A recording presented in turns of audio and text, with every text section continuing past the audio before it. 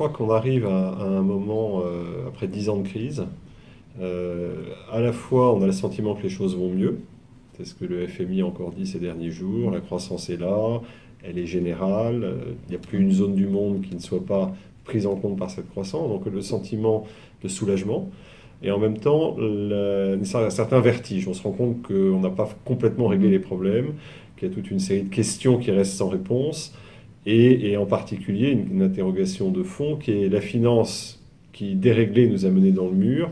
Est-ce que cette finance, elle est de nouveau domptée au bénéfice du bien commun, au bénéfice de l'intérêt général? On n'est pas complètement sûr de la réponse à cette question. Et d'une certaine manière, c'est le sous-titre de la version américaine de mon livre que j'ai assez largement mis à jour et ajusté pour répondre aux critères américains. L'éditeur américain m'expliquant que les Américains ne raisonnent pas comme les Français et que donc on ne peut pas faire exactement la même chose. Qui est le sous-titre, c'est Regaining Control of Our Money to Serve Common Good, reprendre le contrôle de l'argent pour servir le bien commun. Donc refaire de la finance un instrument qui permette de répondre aux défis de notre monde contemporain. Et justement, ces défis se multiplient. Alors, celui dont on a le plus parlé en France, et pour cause, c'est le climat, avec COP21, le récent sommet organisé par le président Macron en décembre sur One Planet. Donc on voit bien qu'on est au confluent de ça va mieux, mais... Et la finance, est-ce qu'elle ne va pas nous réentrer dans les travers précédents? Donc comment est-ce qu'on passe à la suite? Et donc le livre ne donne pas toutes les réponses, mais le livre porte témoignage de ce que j'ai vécu, ayant été dans la finance pendant 20 ans, et des idées que j'essaie de promouvoir pour une finance qui soit cette fois véritablement utile, véritablement responsable, et qui soit vraiment non plus un mauvais maître, pour reprendre la sagesse populaire, mais un très bon serviteur. Justement, on émerge du cycle qu'on peut qualifier néolibéral, qui était en fait ouvert par Margaret Thatcher, Ronald Reagan à la fin des années 70 et début des années 80, de développement de la finance, d'ouverture des marchés de capitaux, de libre circulation des capitaux, etc. Explosion des marchés de dérivés, explosion des marchés de change, enfin, tout ce qu'on a vu entre la fin des années 70 et aujourd'hui. Alors, une partie était, entre guillemets, utile et responsable, mais une partie, on l'a bien vu, à quoi servait un CDO Square? Voilà, ça, on peut se poser la question. Donc, on est en train de sortir de ce cycle-là et de se dire, quelle est la suite? Et donc, c'est normal qu'il n'y a pas de maître du monde qui dit, la suite, elle s'écrit comme ça. Donc, la suite, elle se teste. Alors, il y a une partie extrêmement frustrante, c'est qu'on a l'impression qu'il y a une multiplication de définitions. Alors, les gens ne savent plus ce que c'est que l'impact, ne savent plus ce que c'est que l'ISR, ne savent plus ce que c'est que le développement durable. Enfin, mais ça ne me choque pas. À un moment donné, il faudra que ça se normalise, parce que c'est comme ça que ça marche, c'est comme ça que ça se développera vraiment, quand on aura la bonne comptabilité, le bon reporting. C'est ce qu'on a essayé de faire avec la task force Bloomberg sur le climat et le carbone. Il faut qu'on aille dans cette direction. Mais en même temps, on n'a pas une vérité révélée dès le premier jour. Donc il faut accepter de tester, il faut accepter de se planter, il faut accepter la concurrence. Et on est dans cette phase un peu vertigineuse, on a l'impression qu'il se passe plein de choses, que ça va pas, on va pas y arriver, que les choses ne sont pas cohérentes. Alors il y a deux écueils, il ne faut pas couper tout ça, c'est important, et il ne faut pas non plus s'illusionner en disant il se passe tellement de choses que c'est gagné. La réalité c'est que ce n'est pas gagné. On parle par exemple beaucoup des obligations vertes, des green bonds, la green finance, et on se réjouit d'avoir passé la marque des 100 milliards. C'est sûr que 100 milliards de dollars, c'est beaucoup d'argent. Mais quand on regarde la taille des marchés de taux dans le monde, ça reste une goutte d'eau. Donc il faut se réjouir de tout ce qui se passe, le laisser, un peu comme on disait dans les temps héroïques en Chine, que 100 000 fleurs fleurissent, ça c'est important, mais en même temps, ne pas se raconter d'histoire. C'est pas gagné. Il y a quand même toute une série de choses qui restent. Si on prend par exemple un sujet que j'aime beaucoup, qui sont les social impact bonds, les obligations à impact social, on en parle beaucoup, mais la réalité ce ne sont que quelques dizaines de souches dans le monde pour un montant de quelques milliards. C'est tout petit. Donc on en parle beaucoup plus que cette réalité. Et pourtant, cette réalité, elle est extrêmement importante. Je pense qu'il faut l'arroser, la bouturer, la faire grandir, etc. Alors, il y a à la fois la vision, et puis la vision, il faut bien qu'elle s'ancre quelque part. Il faut commencer. Donc, effectivement, il y a toujours une entrée dans l'atmosphère délicate entre je vais changer le monde de l'investissement et je commence par là. Petite chose. La vision, elle est importante, c'est de se dire on arrive à un moment où il y a deux dimensions importantes qui sont l'impact qu'on veut avoir sur le monde. De plus en plus de gens souhaitent que leur argent serve à promouvoir leurs valeurs, leur vision du monde, etc. Je dis de plus en plus de gens, c'est pas encore la majorité, mais c'est quelque chose qui se développe, et particulièrement les nouvelles générations. Et en même temps, parce que le monde est fait comme ça, on ne peut pas sacrifier la performance. Donc comment est-ce qu'on peut marier, je veux dire, de manière industrielle, performance et impact? C'est ça la vision. C'est de dire, il faut qu'on combine, c'est pas incompatible. C'est pas parce que vous faites de l'impact que vous devez perdre sur la performance.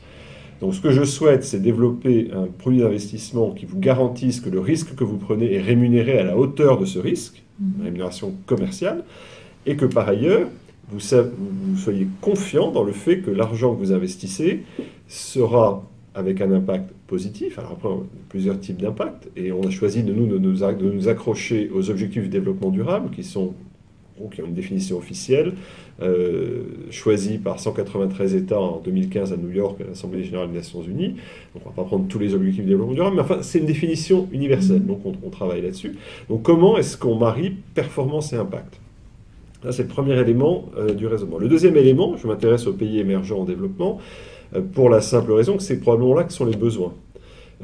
Aujourd'hui, on est dans un monde où, de manière naturelle, le système investit dans des obligations à taux zéro ou juste positif, en Allemagne, en Suisse, au Japon ou ailleurs, ou même en France. C'est complètement sous-optimal. Je pense qu'il y a un problème d'allocation du capital au niveau mondial qui n'est pas optimal. Alors on le fait parce qu'on est averse au risque, parce qu'on a peur, parce qu'on préfère de manière certaine gagner très peu que de manière incertaine gagner un peu plus ou avoir un impact. Mais on voit bien que ce système tourne en impasse. C'est-à-dire que si on continue à investir dans des obligations qui rapportent 0 à 1%, et bien votre pension, vous aurez du mal à la payer, et votre assurance vie, qui vous rapportait 4% il y a 10 ans, qui vous rapporte 1,5% cette année, elle va finir par vous rapporter 0. Et donc on a un problème pour l'épargnant ou le futur retraité. On a peu de bénéfices. Enfin, je suis ravi que la France emprunte pas cher, et il faut s'en réjouir, mais ça n'incite pas à faire des réformes quand on a de l'argent pas cher. Et ça n'a pas beaucoup de bénéfices pour le monde. Si en revanche, on peut, et c'est ma conviction, démontrer qu'on peut mobiliser une partie de cette épargne, des fonds de pension, des assureurs, des fonds souverains, etc., dans l'énergie en Afrique, l'agriculture en Amérique latine ou la santé et l'éducation en Asie du Sud, je pense que, un, c'est bon pour ces pays, deux, c'est bon pour les clients, pour les retraités, les assurés, qui vont avoir du rendement, parce que c'est là qu'il y a de la croissance, c'est là qu'il y a des besoins, et c'est plutôt assez bon pour le monde, parce que c'est quand même là qu'est la croissance démographique. Si on prend le cas de l'Afrique, on attend 4,5 milliards d'Africains à la fin du XXIe siècle. On sera toujours 500 millions d'Européens. Je n'ai pas besoin de nous faire un dessin. Ce qu'on est en train de vivre depuis quelques années sur les réfugiés, ça, si on n'est pas capable d'aider l'Afrique, je ne dis pas l'aider au sens de la charité, mais de faciliter son développement, on aura un gigantesque problème. Donc, en termes macroéconomiques, c'est bien ça. C'est une réallocation du capital qui ne se passe pas parce que l'écosystème ne favorise pas. L'écosystème favorise l'achat d'obligations à taux zéro dans les pays développés et ne favorise pas la prise de risque dans les pays en développement. Donc ça, c'est la vision. Et à partir de là, concrètement, qu'est-ce que je fais? Je commence en Amérique latine, je commence sur de la dette et pas sur de l'equity. J'aurais pu aller dans un autre continent, sur un autre produit. Enfin, comme je dis, il faut commencer quelque part. Donc je fais un fonds de dette en Amérique latine. Et sur ces bases-là, je vais investir dans différents types de produits, en gros des infrastructures, des entreprises qui cherchent à financer leur croissance dans le secteur de l'éducation, de la santé, de l'agriculture par exemple, ou des institutions financières, non pas des grosses banques, mais des banques locales, des institutions financières locales qui financent les PME, qui financent le logement social, qui financent l'agriculture, etc. En gros, l'accès à la finance au sens large. Et à partir de là, effectivement, on démontre qu'on peut gagner sa vie correctement, une espérance de gain que personne n'a vraiment contesté dans mes pitchs, et qui montre qu'on peut avoir un effet positif sur l'économie de ces pays, et avoir une vision de développement durable de l'économie de ces pays, tout en étant rémunéré du risque pris. Donc voilà, j'en suis là, ça prend du temps de créer un fonds dans un univers qui est très réglementé, et je souhaite être réglementé, je ne vais pas du tout être un cow-boy de la finance, je veux vraiment démontrer que la nouvelle finance fonctionne. Ça prend du temps, c'est compliqué. On a choisi d'être réglementé à Luxembourg, donc de ne pas choisir des paradis fiscaux dans les Caraïbes, par exemple, ce qu'on aurait pu faire. Donc de faire tout selon les règles. Et donc là, on est dans la phase où on espère commencer les opérations dans les mois qui viennent, les premiers investissements.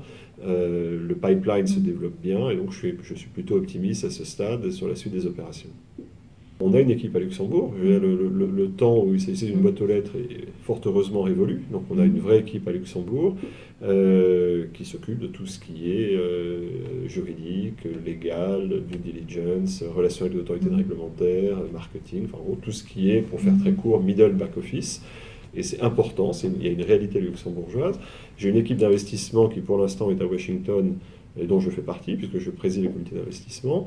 Et Washington, parce qu'on est près de notre partenaire, c'est un élément important, la Banque interaméricaine de développement, j'ai oublié de le dire tout à l'heure.